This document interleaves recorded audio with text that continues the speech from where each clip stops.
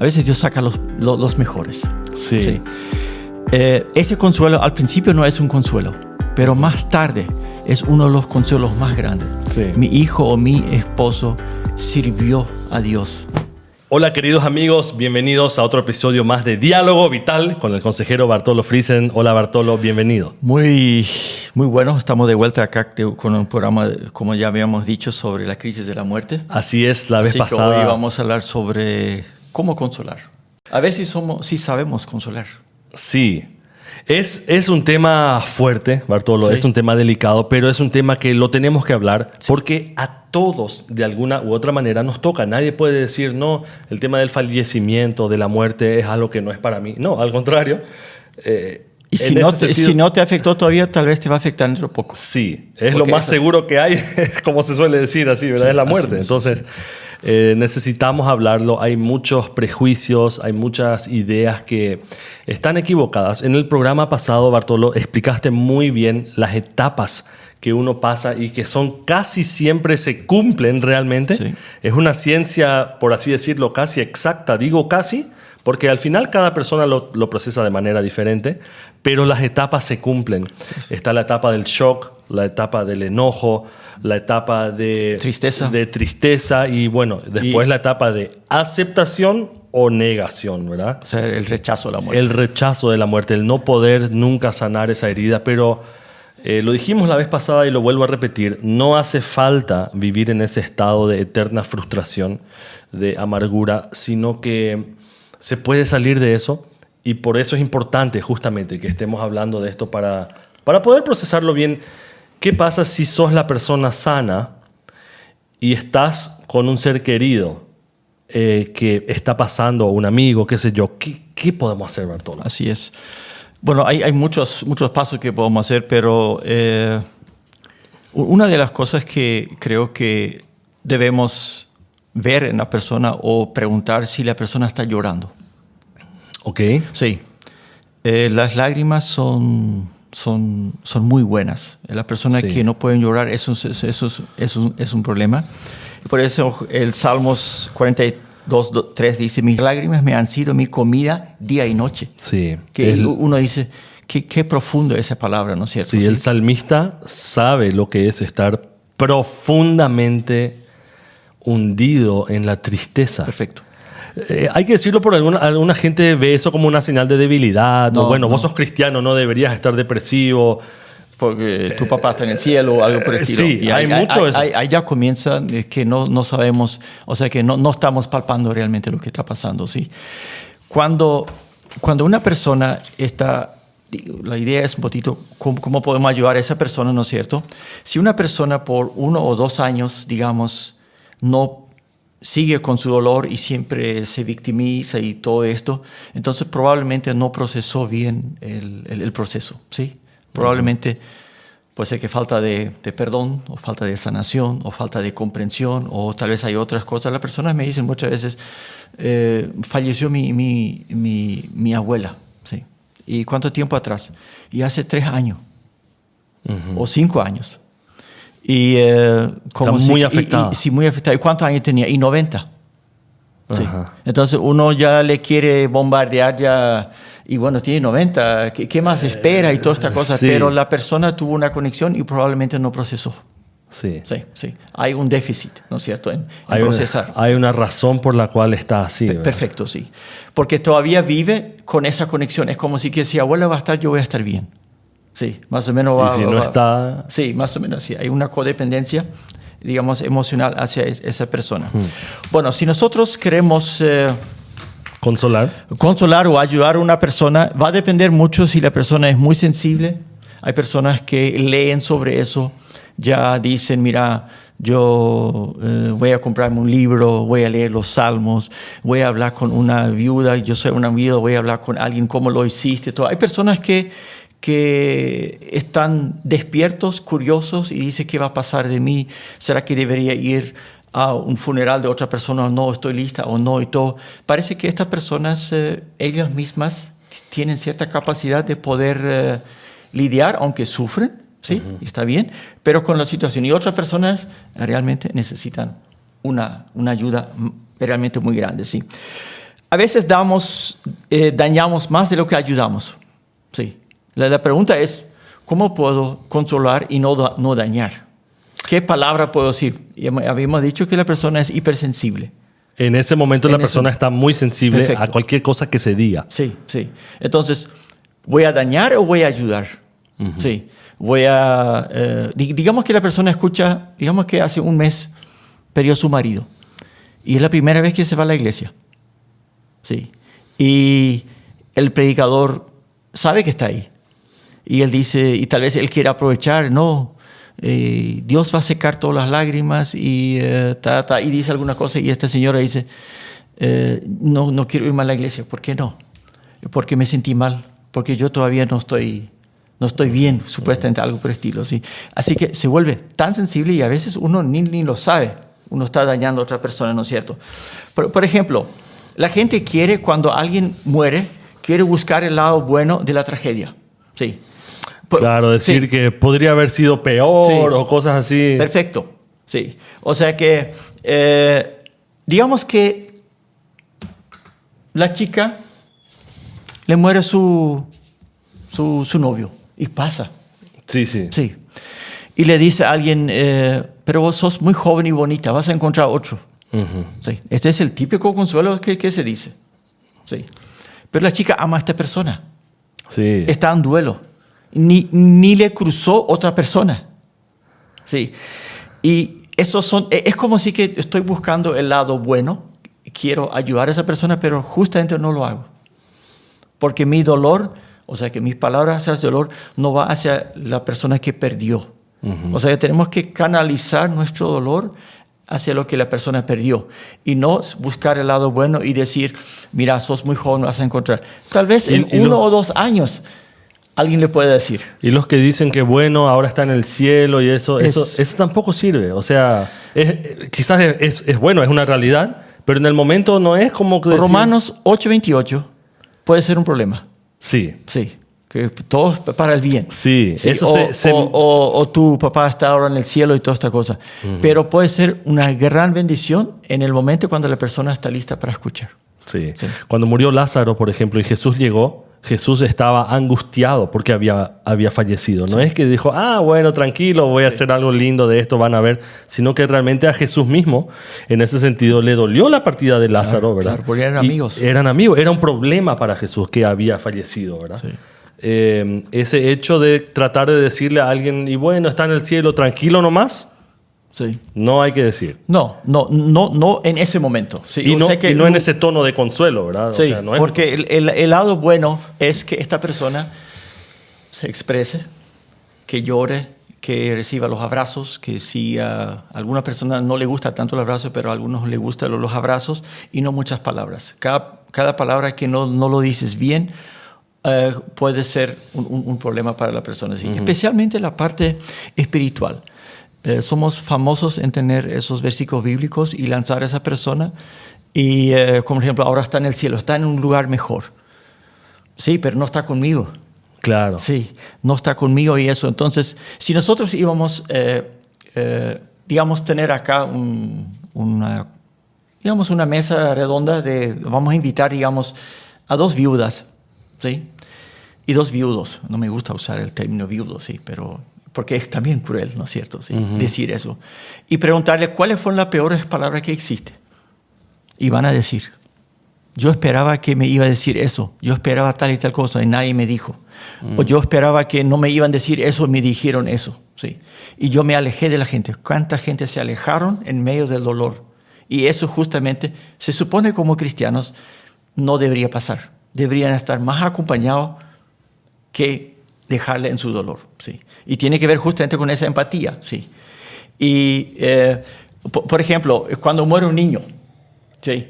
Este es algo que es muy, muy complicado, por ejemplo, cuando muere una persona que está... que pierde su hijo. Sí. O su hija. Sí, pero gracias a Dios tienes otro todavía. Sí. Sí, esta es una frase tan chocante, pero yo perdí esa persona. No, pero gracias a Dios que tiene otro todavía. O sos joven y tal vez pueden tener más hijos. Sí, tener más hijos. Sí. Me dijo una persona que abortó porque no tenía que tener más hijos y entró en una depresión terrible. Y él se fue a consultar con un doctor porque se sentía muy mal. El doctor le dijo, ¿y por qué no te embarazas de vuelta? Como si que...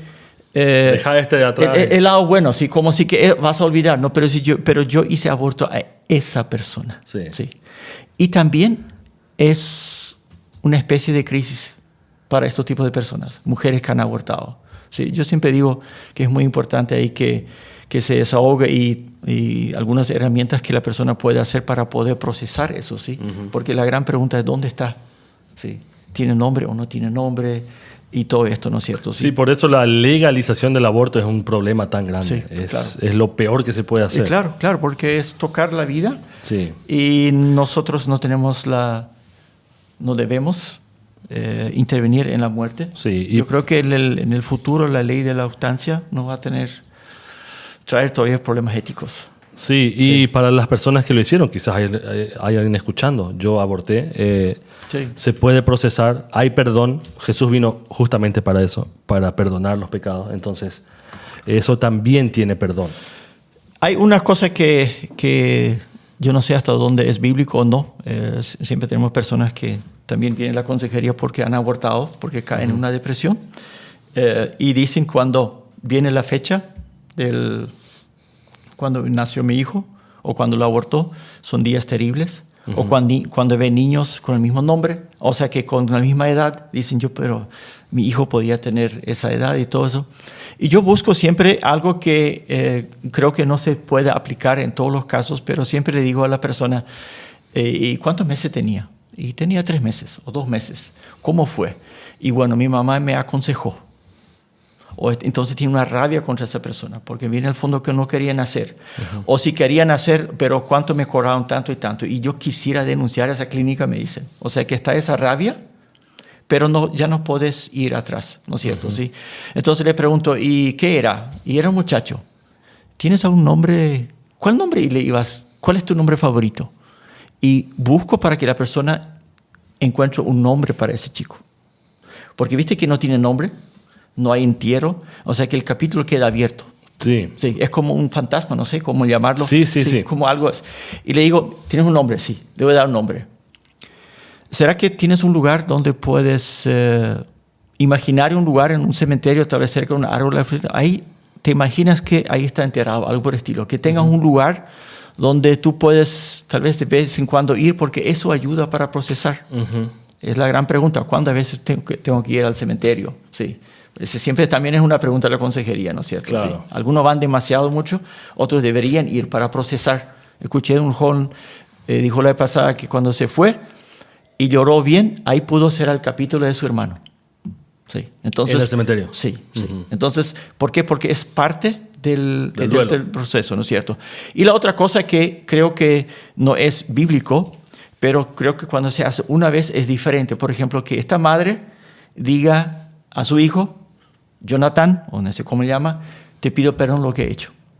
Sí, la Biblia dice que no debemos hablar con los muertos, sí, pero creo que en este sentido de que ella una vez lo haga y diga, mira, esto pido perdón que lo he hecho, y sabiendo que este chico, Jonathan, está en el cielo.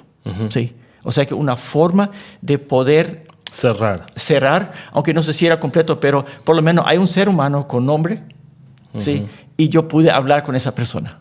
Eso ayuda muchísimo a las personas. Sí, es parte de que tú mismo buscas un consuelo. Sí, porque repetimos, no hace falta cargar con culpa, con dolor, con amargura toda la vida. No hace falta, no fuimos llamados para eso, ¿verdad? Sí, así es. La otra cosa es también, la muerte enseña muchas cosas. ¿Sí? Muchas personas dicen, mira, después de muchos años dicen, realmente la muerte de tal y tal persona o alguien de familia nos enseñó muchas cosas, nos unió como familia y toda esta cosa. O sea que nosotros no tenemos la mínima idea cuál es la voluntad de Dios. Sí. Y cuándo llega el tiempo también. Sí. Entonces tenemos que cuidar mucho de que tal vez un día, y creo que las últimas preguntas se van a cerrar en el cielo, ¿sí? Pero no vamos a llegar a saber todos los detalles, ¿sí? Porque las personas me preguntan, mira, mi hija cometió suicidio, ¿será que se fue al cielo o no? Y la gente me dice, no, el que comete suicidio es pecado. Entonces, no fueron buenos padres. Yo siempre digo, mira, la Biblia dice que no debemos juzgar. ¿sí? No tenemos la potestad de sacar nuestra vida, pero nunca se sabe cuáles fueron los últimos segundos de esa persona. Nosotros podemos decir, mira, Dios, tú eres el juez y yo no voy a decir se fue al cielo o se fue al infierno. No estamos para santificar, tampoco para condenar. Sí, está en las manos de Dios, ¿no es cierto? Sí, porque Él lo que va a juzgar, porque nosotros no sabemos qué fue la última atención de la persona, si ya oró todavía o no lo sabemos. Sí, sí. Sí, perfecto. Es algo complejo, pero creo que es importante. El tema es cuánta visita o cuánto tiempo, consuelo necesita una persona.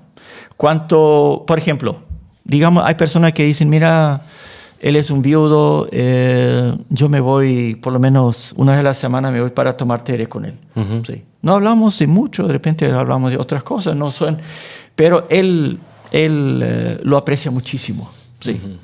Y debo seguir visitándole o no. Las personas que perdieron un ser humano generalmente necesitan alguien que le puede por lo menos ser un sostén, una ayuda, una cobertura en cierto momento. Por eso es muy importante. No orar demasiado, mucho o muy fuerte con él y querer expulsar el dolor. Esto no. Presencia. Dicen que una persona me dijo que su consuelo fue más grande que una persona se acercó y solamente puso el brazo ahí. No dijo nada. Uh-huh. Y fue una persona menor que él. Eso fue para él lo máximo. Sí, entonces, se sintió acompañado y perfecto, valorizado perfecto. Sin haber dicho nada a la otra persona. Sí, es como si que Dios manda a un ángel y te dice, estoy ahí, uh-huh. Estoy a tu lado. Sí. Vendrán días diferentes. Puede tardar. Sí. En otras palabras, no necesitas ser fuerte. Llore. Cuando yo digo a las personas en la consejería, algunos me dicen, mira, mi hijo, me quiere mostrar fotos y todo. La persona quiere hablar de eso. Y de repente, perdón, pues estoy llorando. No, llore. Puedes llorar. ¿Puedo llorar? Uh-huh. Sí. Escuché una persona dijo, ¿escucharon en la predica? La persona dijo, si estamos mal, podemos llorar. Mamá, podemos llorar. Uh-huh. Sí. Sí. ¿Y eso aún cuando hayan pasado 5 o 10 años igual? Puede ser, pero con el tiempo tiene que ser menos, sí. Sí. Sí. Pero digamos en ese tiempo de duelo, sí. Uh-huh. Entonces, no ver lágrimas, como te dijiste, una debilidad. Sí. Las lágrimas te sanan, te ayudan a ver la cosa diferente, ¿no es cierto? Sí. Ahora, si la persona comienza a hablar de la persona que perdió, comienza a sacar algunas cosas, no se repite constantemente, ya dice ciertas cosas, comienza a tal vez regalar la ropa o algún recuerdo, uh-huh. Ya no tienes tanto miedo a hablar de la muerte de esa persona. Es que esta persona está comenzando a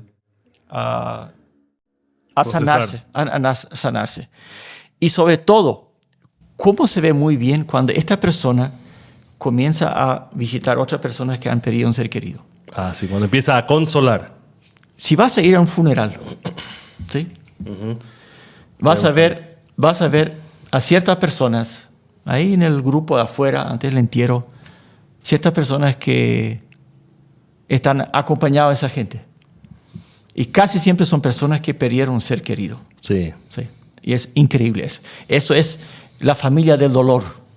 Sí. Que sabe lo que pasó. Sabe lo que pasó, sí. Y eso son cosas tan parece que es muy doloroso, pero para esas personas es puro bálsamo. Uh-huh. Sí. Estar ahí, uno dice, vamos a ir nomás, ya se enteró de todo, pero a veces quedan ahí. Sí, y ahí viene el caso también que cuando son personas que realmente pasaron por lo mismo, no porque siempre es un poco diferente, pero algo muy parecido. Por ejemplo, alguien que perdió un hijo puede ser consolado por otro que perdió un hijo, ¿verdad? Justamente estaba mirando, hay un versículo, ¿verdad? Sí. En 2 Corintios 1 dice, Él nos consuela, o sea, Dios nos consuela en nuestras dificultades para que nosotros podamos consolar a otros. Así literalmente ahí está, ¿verdad? Así es. Esa es una buena señal. Cuando uno ya empieza a consolar a otros, significa que el proceso ya está en proceso de sanación. Y parece que eso también sana. también sana. No sos el único, ¿verdad? Sí, porque el dolor compartido hace que yo no soy el único, porque ahí está el otro tema, cuando la persona cae en la victimización, y este es otro punto que queremos tocar un poco. ¿Qué haces si la persona cayó en la victimización? No quiere dejarse consolar, cree que Dios es injusto, se aleja de la iglesia, se aleja de Dios, de ciertas personas, quiere vivir en la soledad. Eso es nada fácil. Y algunos se meten en vicios, algunos se meten en el activismo, solamente quieren trabajar porque no pueden estar tranquilos porque piensan esto. Esto es muy, muy complicado. Yo creo que en este caso se tiene que ver una conexión muy buena de amistad para poder ayudar a la persona, que la persona pueda volver a la especie de negación, al shock, y ver si nos puedes ayudar para que pueda pasar por el proceso, porque necesita reiniciar. Necesita, porque está lleno de dolor, y muchas veces es porque fue mal aconsejado, porque alguien dijo algo que no debería decir.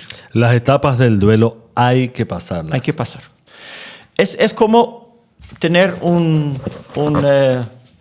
abismo, no sé si llamar Sí, un valle. Un valle, sí. Y la persona tiene que cruzar completo el valle. Sí. Algunos necesitan 1 año, otros 2 años. Y yo no tengo que estar ahí encima y decir, no, ya está, ya tú tienes que estar bien, ya la vida continúa, ya casate de vuelta y toda esta cosa. Eso también se dice mucho. Sí. Seguí nomás ya. Sí, seguí nomás ya. Esto es buscar el lado bueno, supuestamente, pero muchas veces no es bueno para esa persona. Sí, por eso el salmista mismo en el Salmo 23 dice, aunque esté en el valle de sombra de muerte, ¿verdad? No temeré mal alguno. Y yo creo que fácilmente uno puede trasladar a eso a la etapa de duelo, porque esperamos que en realidad, bueno, Dios ahí, cuando llego ahí, nos saque con una grúa y nos eche al otro lado donde ya uno no tiene que pasar eso. Pero el salmista dice que él pasa por ahí. Sí. Tiene que pasar por ahí. Tiene que pasar. Ahora, cuando la persona pasa muy rápido, muchas veces no es efectivo. Hay personas que, especialmente cuando tienen especialmente cuando es muy fuerte la parte espiritual, tú tienes que estar bien ya, no llores. Sí. Y muchas veces la persona está forzando su duelo como una especie de curso rápido. Sí, y hay personas que hacen del duelo también su identidad, ¿verdad? Sí. O sea, yo soy la persona que está triste porque murió mi hijo o algo así. Sí. Adoptan eso como su naturaleza, ¿verdad? Sí, así. Y por ejemplo, la vida nunca va a continuar igual. La vida, después del fallecimiento de una persona, la vida cambia. Sí. Y tenemos que estar dispuestos. Y si es para el bien o para el mal, no se sabe al principio, ¿no es cierto? ¿Sí? Pero, por ejemplo, fue la voluntad de Dios. ¿Se puede decir enseguida? Sí. Tal vez un día, una de las cosas que las personas tienen muchas preguntas y me preguntan, ¿y será que será que Dios quiso mostrar eso? Llegó su hora y todas estas cosas, y a veces digo, ¿por qué no dejas las preguntas? Vas a tener las preguntas, pero no busques respuestas. De poco a poco, de repente vas a decir, ahora entiendo tal cosa. Ese puzzle, ese rompecabezas, sí, eso puede durar muchos años hasta que uno, ya tengo todo, ahora ya sé más o menos por qué pasó. Sí, y aún ahí, o sea, realmente todas las respuestas las vamos a tener cuando estemos allá. Claro. Muy bien, Bartolo, ya otra vez estamos llegando al final de nuestro tiempo. Hay esperanza, hay una salida, hay una posibilidad de poder salir de amargura, de depresión, de tristeza y de todos estos cambios que trae el fallecimiento de un ser querido. En Centro Vital hay gente profesional capacitada para poder atender. Se pueden hacer las llamadas, hacer consultas ahí, así que no duden. No estamos destinados a vivir en las sombras, a vivir en la oscuridad, sino que Jesús vino para darnos vida, y eso en abundancia. Cuando el mayor consuelo para una persona, cuando, digamos, fallece una persona que sirvió a Dios, amó a Dios, tal vez es joven, no saben por qué a veces Dios saca los mejores. Sí. Ese consuelo al principio no es un consuelo, pero más tarde es uno de los consuelos más grandes. Sí. Mi hijo o mi esposo sirvió a Dios. Y eso generalmente, a la larga, es uno de los consuelos más grandes. Así que si es que perdiste un ser querido, sí, que amaba a Dios, que vivía para Dios y toda esta cosa, tal vez estás sufriendo ahora, pero ese va a ser un día un suelo muy grande para tu vida. Sí. Enterrar una persona que ama a Cristo, en el fondo, es delante de Dios, es una cosecha tremenda. Sí. Sí. Pero la persona lo va a ver por etapa recién. Sí. Y esas etapas es importante respetar. Perfecto, sí. Y Dios dicen que el ser humano solamente puede consolar muy pocos. Podemos ser más o menos como alguito, pero Dios, Él sabe consolar. Y por eso, lean los salmos, lean la Biblia. Sí, en los salmos están llenos de gente. Y algunas canciones hablan muchísimo de eso. Así que Dios consuela. Y el consuelo de Dios siempre vale. Así es. Nos vemos en el próximo episodio. Muchas gracias. Será hasta la próxima.